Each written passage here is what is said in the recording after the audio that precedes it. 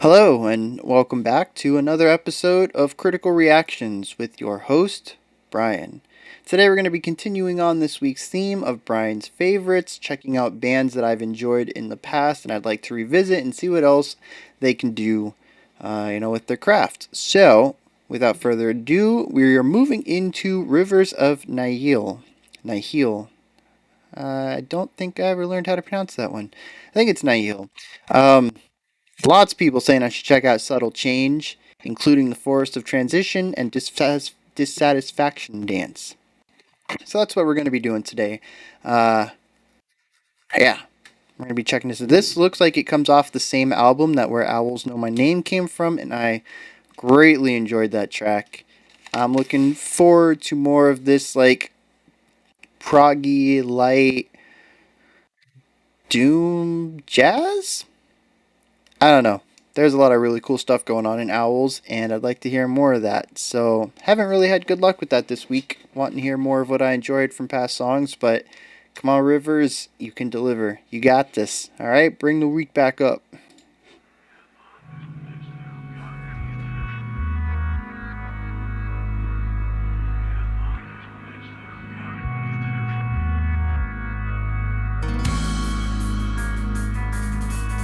Ooh, love those little accents in the hi hat.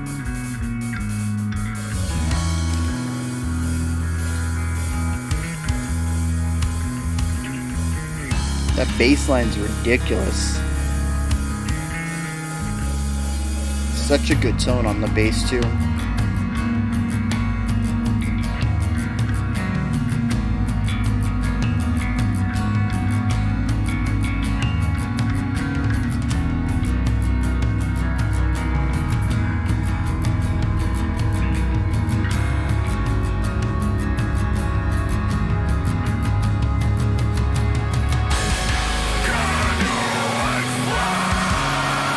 Yeah.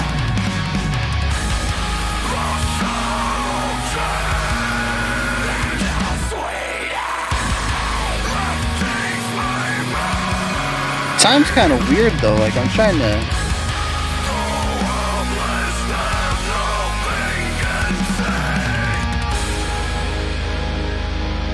I don't know. I'm not hearing. I think there's too many different pulses going on. Love the layers though. Back to what you were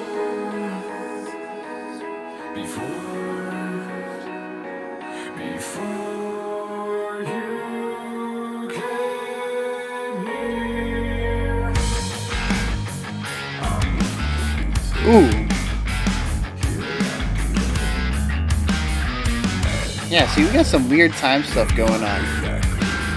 I blame the guitar for this section though.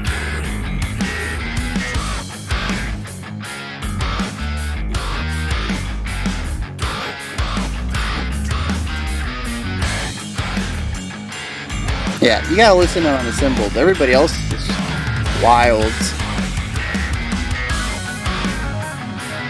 Yeah. Love that organ sounds.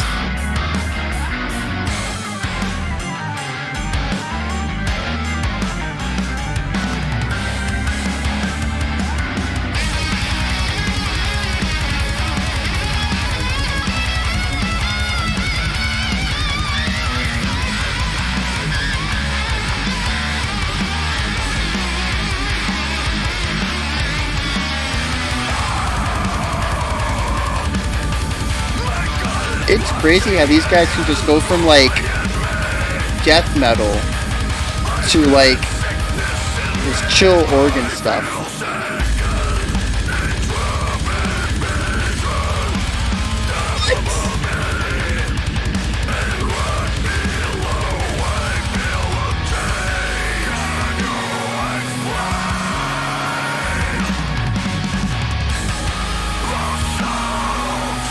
I love that vocal texture layering. That is just a nasty scream right there.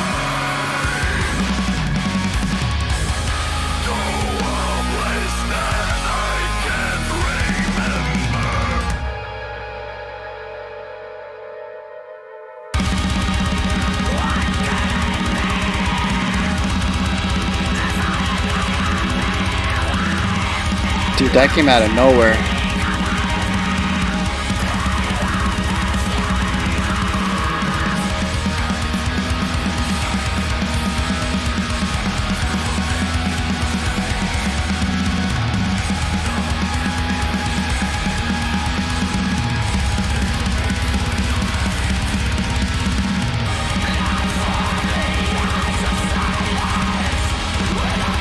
This is not like owls.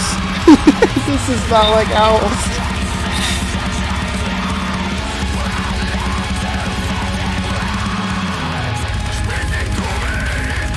Alright, we got a little bit more groove here. All thanks to the guitar. Cause that drum ain't helping with the groove. He's just powering through here. Legs on speed.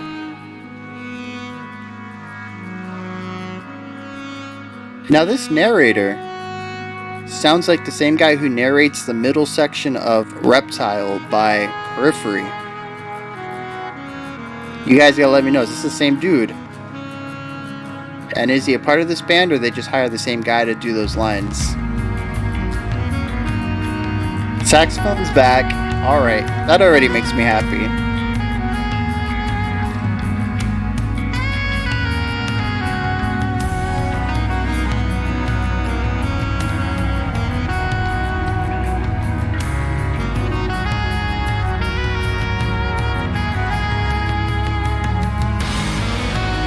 Dude, it's such a smooth addition.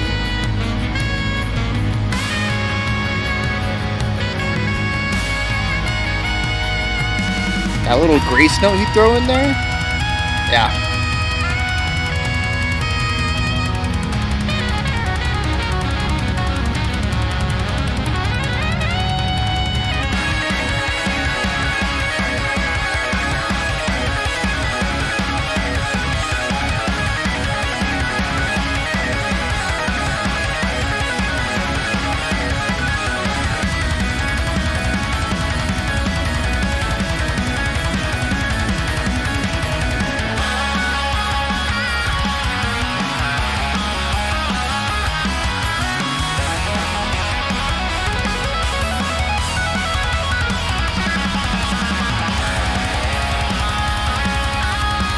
The guitar is tearing it up, but they also have a huge sound floor underneath it.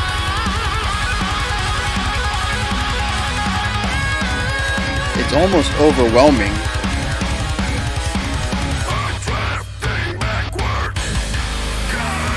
Very nice, bring it back into the chorus.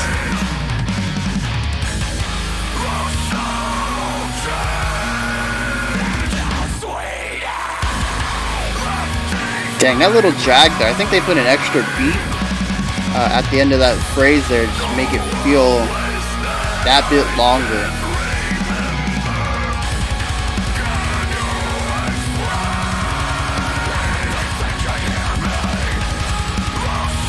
See, if you listen to the snare... Oh, no, see, that one lined up.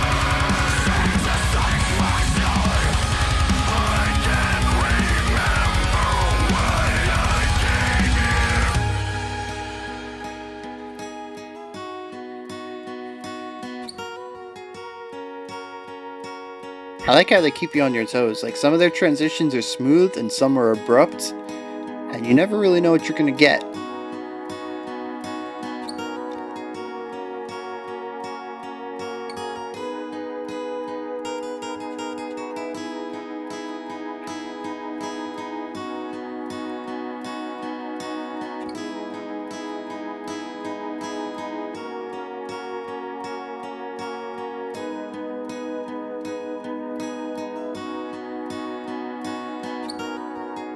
Oh, nice little ornamentation there.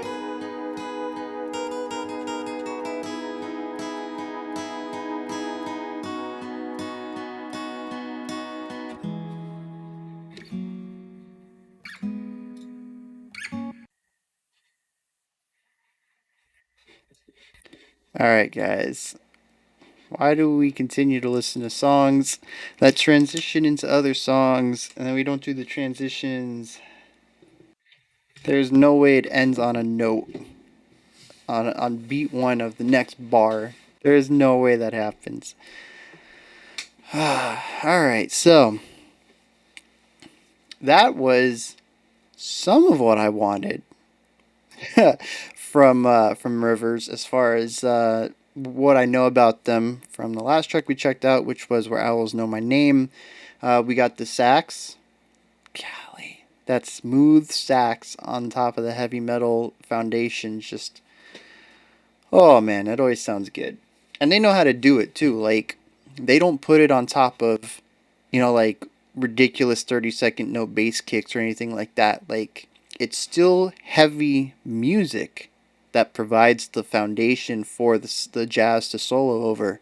It's definitely not. It doesn't turn into jazz or classical or anything like that. It still has a lot of the weight that metal brings with it. But they also remember that they're going for a smooth atmosphere.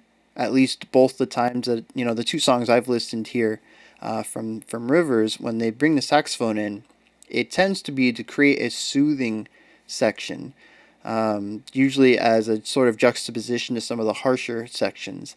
And they remember to kind of put that into the bassline music as well. What you might consider the rhythm section under the solo.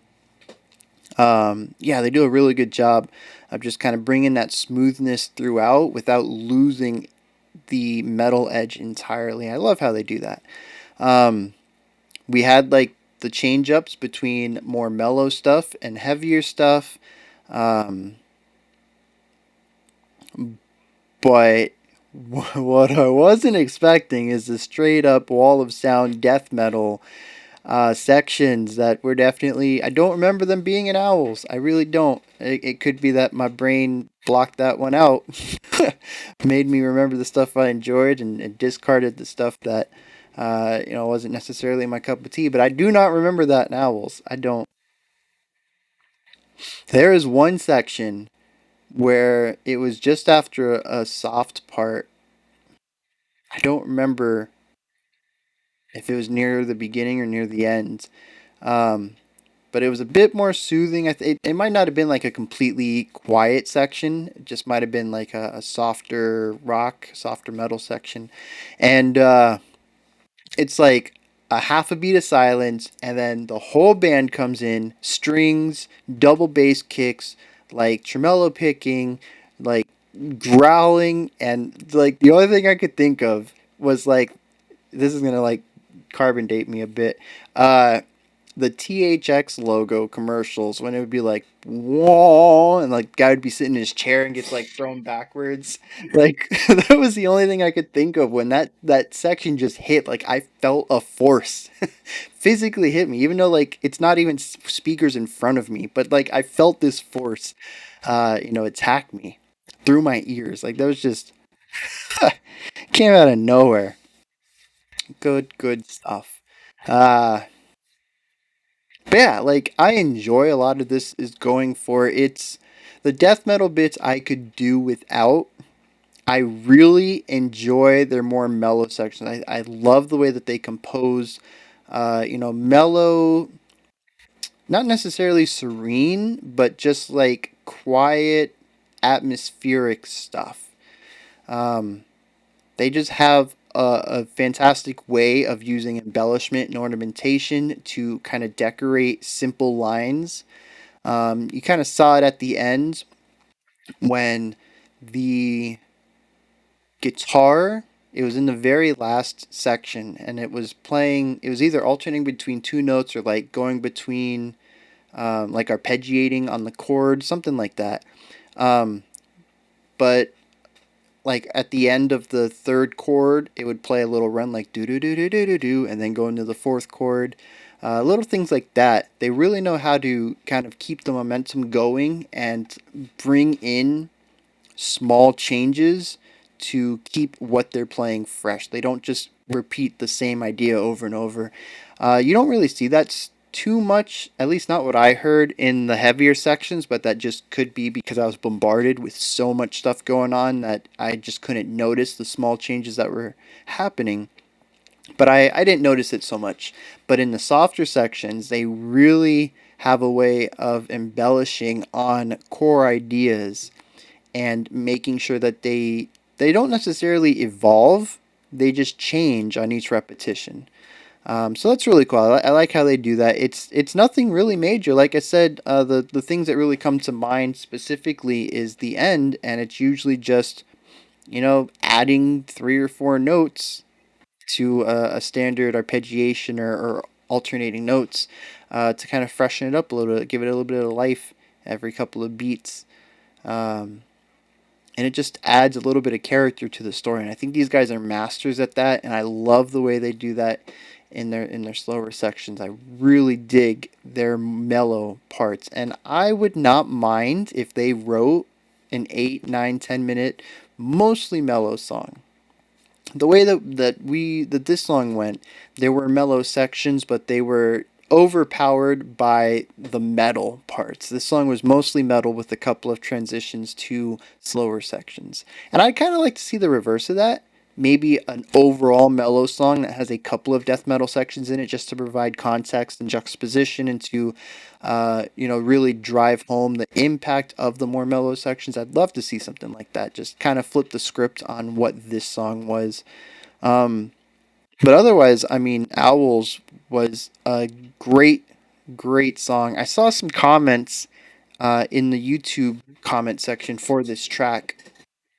A lot of people are calling this the masterpiece of the album. They understand why Owls was the single that was released, but but a lot of people it seems holds this as one of the best tracks on the album, and I kind of see that in my recommendations as well. A lot of people requested this song, especially after I did Owls, and Owls is a lot more accessible. Like I said, I don't really remember so much of the Wall of Sound death metal stuff being present in it. It was overall a more mellow track from what I remember. And I don't know, that accessibility really helps because I like a lot of their compositional techniques, but I don't necessarily enjoy their death metal like I was gonna say like death metal edge, but it death metals really seems to be their core, and they sometimes toy around with other like compositions and genres. I really, really, really want to love this band because I really dig their mellow parts, but man, those death metal parts are really hard to swallow sometimes, and but I really appreciate the band exists because first of all, in small doses, I can take the death metal parts, and it allows me to appreciate their more melodic sections, their mellow sections, a lot more. And also, I think it's really cool that the small ornamentation and like experimentation in the melody lines are presented to metalheads. It's not really something that you see a lot in metal, especially not death metal. I haven't seen a lot of prog death metal that dances between, this wall of sound, ridiculous speed, just rushing power, and just like really cool, smooth, jazzy atmosphere.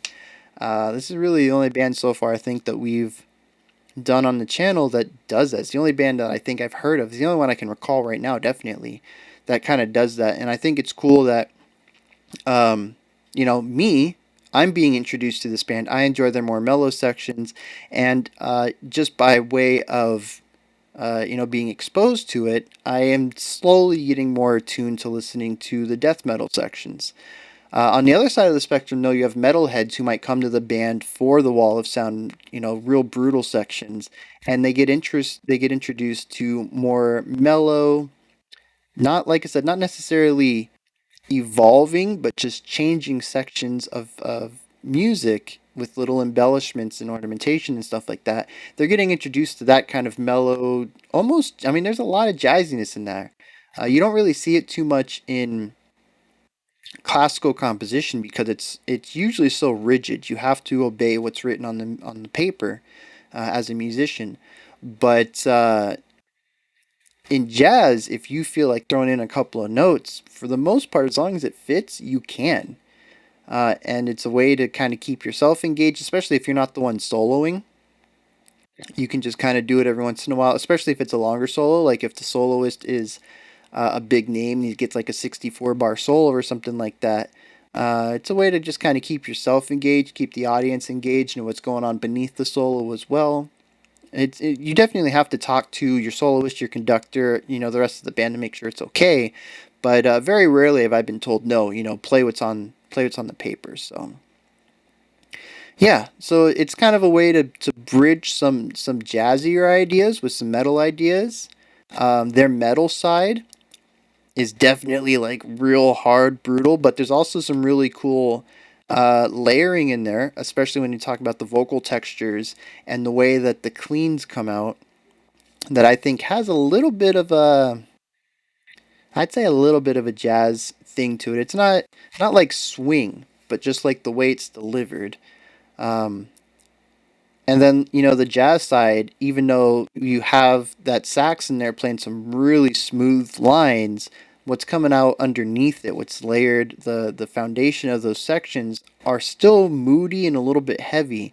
So you're getting this really cool merger between some jazz ideas, some jazz sounds, and metal composition, metal concepts and stuff like that.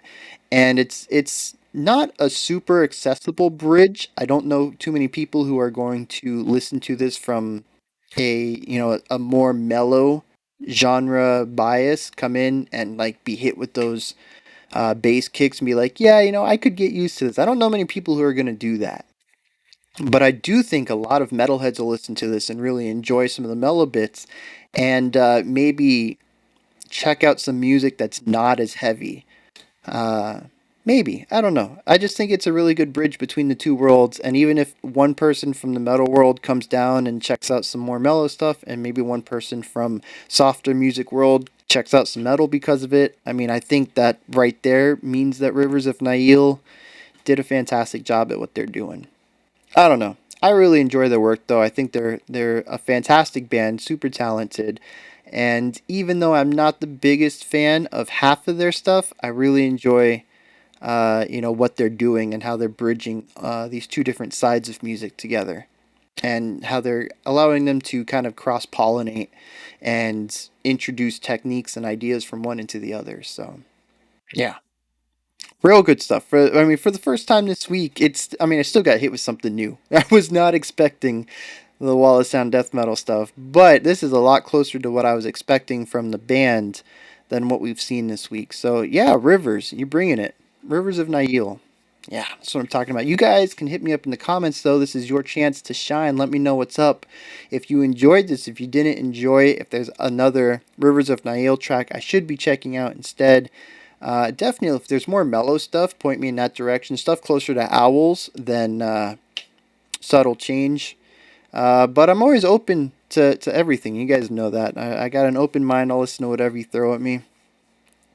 And if there's any other bands like this, like, it's not super jazzy influence where we're getting some swing eights and stuff in there, but you can see a lot of like jazz ideas being presented in a metal format. And dang, if there's other bands like this, man, hit me up. While you're down there in the comments, make sure you like, subscribe, and ring the bell. All three of those things help out the channel greatly. We're so close to 20. Wow, I'm getting ahead of myself. We're so close to 10K, and it'd be phenomenal to hit that before the end of the month. I don't think that's going to happen. I think it's going to be an August thing, but it's still right around the corner. So yeah, let's hype it up. And you can also check out my Twitter and my Patreon. Those links are in the description. And tomorrow I'll be back at 5 p.m. Eastern Standard Time, 9 p.m. UTC as usual, with Saturday's Patreon picks, which is going to be a pretty interesting one, I think. Going to be a pretty cool one. You guys definitely stick around, check that one out tomorrow. And until then, you guys stay safe out there and have a fantastic morning, afternoon, or evening whenever you choose to watch my videos.